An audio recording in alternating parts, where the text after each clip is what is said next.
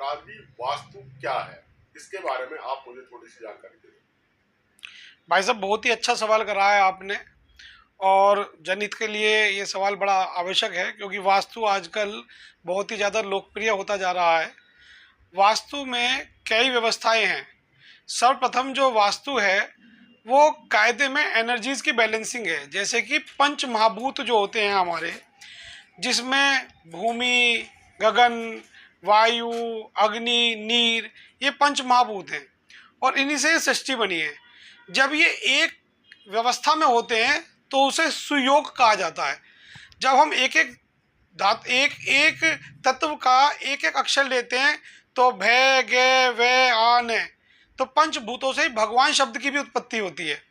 जब इनमें अस्थिरता होती है या ये किसी भी कारण से किसी भी रूप में घर के अंदर या कार्यालय के अंदर अव्यवस्थित होते हैं, तो हमारी सारी व्यवस्थाएं जो योग पूर्वक अच्छी होनी चाहिए बिगड़ जाती है।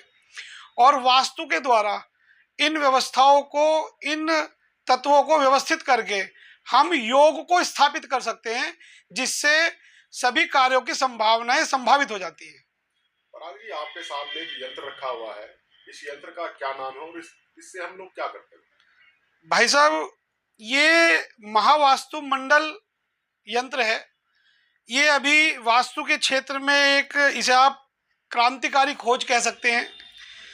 इस यंत्र के माध्यम से हम ये जान सकते हैं कि अगर कोई भूमि हम लेना चाहते हैं तो उस भूमि का कैसा गुण है।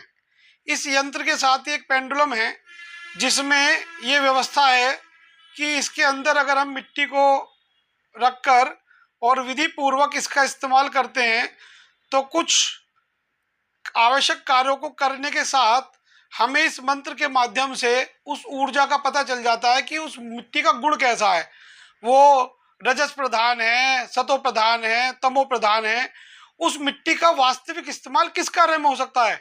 क्या उस मिट्टी पे हॉस्पिटल लगाना चाहिए, या उस पर कोई प्लेग्राउंड बनाना चाहिए, या उसके ऊपर किसी तरीके की फैक्ट्री लगनी चाहिए। क्योंकि जब मिट्टी के अनुकूल उसके ऊपर कंस्ट्रक्शन होती है तो वो बहुत ही ज़्यादा लाभ देती है। लेकिन अगर गुण के विपरीत कंस्ट्रक्शन हो जाती है, कई बार आपने सुना होगा, जब से हमने ये ज़मीन ली है यहाँ पे हमें ये भूमि फागुनी नहीं हुई, लेनी फागनी नहीं हुई। तो उसका लेने से पहले ही अगर हम आकलन कर लें तो हमारा बहुत बड़ा खर्चा या नुकसान होने से बच सकता है। तो वास्तु जो है, इस पेंडुलम के जो यंत्र है आपका, तो ये क्या मदद करता है लोगों की?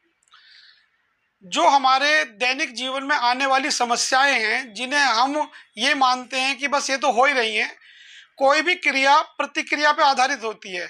अगर हमारे शरीर में कोई दर्द हो रहा है तो वो दर्द हमें ये बता रहा है कि इसकी दवा लो। क्योंकि दर्द ये नहीं है कि वो अंग खराब हो गया, केवल वो ये सूचना दे रहा है कि अगर इस जगह ध्यान देने की आवश्यकता है। ऐसे ही अगर घर के अंदर हमारे को कोई समस्या है, लड़ाई झगड़े हैं, बच्चों की पढ़ाई से रिलेटेड कोई प्रॉब्लम आ रही है, हम अपनी योग्यता के अनुसार पारिश्रमिक नहीं पा रहे हैं, तो इन सब में कहीं ना कहीं वास्तु दोष का जो प्रभाव है वो प्रभावित होता है। उनका निवारण करते के साथ ही असर दिखता है। अगर किसी व्यक्ति की कुंडली हम लोग देखते हैं तो क्या वास्तु से उस कुंडली को ठीक किया जा सकता है? वास्तु से कुंडली को ठीक नहीं किया जा सकता। हाँ, कुंडली के आधार पर घर में वास्तु व्यवस्थित किया जा सकता है। जैसे कि 12 खाने कुंडली में होते हैं, तो 12 ही खानों में जो ग्रह व्यवस्थित होते हैं, घर के अंदर भी सभी ग्रहों का अपना अपना एक स्थान है। और जब उनका मिलान घर के मुखिया के पत्री का मिलान उसके निवास स्थान की व्यवस्था से किया जाता है, तो इस बात का पता चल जाता है कि भाई कौन सा इसके लिए स्थान उपयोगी है, कौन सा अनुपयोगी है। कई बार केवल घर के अंदर स्थान परिवर्तित करने से ही रोगों तक का भी निवारण हो जाता है। पराग जी, देखा भी जाता है, जैसे कोई व्यक्ति है और उस पर कर्जा बहुत है, लेकिन उसके अकाउंट में करोड़ों रुपए पड़े होते हैं, लेकिन वो कर्जा नहीं उतार पाता। उसका क्या कारण हो सकता है? उसके अंदर भी एक अव्यवस्था है। अकाउंट कहाँ का है, कैसा है, उसने वो जो पैसा उसका है उसमें मेहनत का है या वो फ्रॉड का है। एक बात है मेहनत का है और उसके बावजूद भी नहीं आ रहा, तो जिस जगह वो पैसा है तो उससे रिलेटेड जो घर के अंदर स्थान है, जब वहां दोष होगा तो वहां से उसे सपोर्ट मिलेगी नहीं। अब वो प्रयासरत तो है लेकिन उसकी भूमि उसे सपोर्ट नहीं कर रही, इसलिए उसे सफलता नहीं मिल रही। जब हम कहते हैं स्थान देवता, तो हमने कहीं ना कहीं वास्तुदेव को स्थान देवता के रूप में नाम दे दिया है।